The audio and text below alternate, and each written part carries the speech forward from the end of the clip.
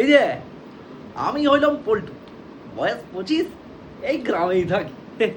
আর কি বলবো, আমি হইলাম গিয়ে এই গ্রামের ফ্রি সার্ভিস সেন্টার। আর নিজে জীবনে সকালে ঘুম থেকে নাই উঠি, লোকেই আমাকে ডাকে উঠাই দিই। জানো কি বলে? পল্টু রে, হাই দেখ গরুটা খুঁটি খুলে পালাইলো। পল্টু রে, একটু জানো বাবু রে, একটু বাজার থেকে নুনটা এনে দে। পল্টু রে, একটু মোবাইলটা একটু গুঁজিয়ে দেনো চার্জে। আমি কি মানুষ বলি? হ্যাঁ, ওই কোনো সুইচ বলছি যে টিপলেই হয়ে যাবে অটোমেটিক সব কিছু? সব কাজে আমাকেই দরকার।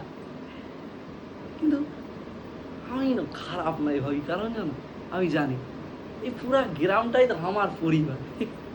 কারোর ঘরে সুখ আমি আগে, কারোর ঘরে দুঃখ আমি আগে।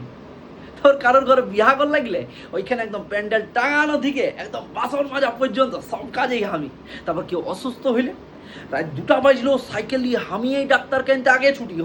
হ্যাঁ, মানুষজন কি বলে জানো, পল্টু না দেখলে গ্রামটা একেবারে থমথমা হয়ে যেত। হ্যাঁ, কিন্তু আমি বলি না রে, আমি আছি বলে তোমরা কিন্তু এত আরামসে বসে আছো। তো দেখবার কি হয়েছে শুনো, একদিনে 3 জায়গায় আমাকে একসঙ্গে ডাক।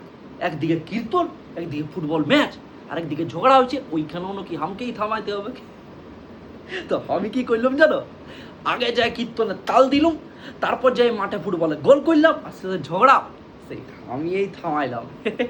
লোকজন আমাকে কি বললো জানো, বলু তুই মানুষ নইস, তুই হচ্ছিস গিয়ে ওই কি মাল্টিটাস্ক মাল্টিটাস্কিং মেশিন। কিন্তু জানো রাইতে না আমি বসে বসে একাই ভাবি, আমি তো সবার লোককে এত কিছু করি, আমার লোকে কে আছে? তারপর মনে পড়ে, আর এই পুরা গ্রামটাই তো আমার পরিবার। ইয়াদের সুখ, ইয়াদের ভালোবাসা, এইটাই তো আমার আসল চাওয়া পাওয়া।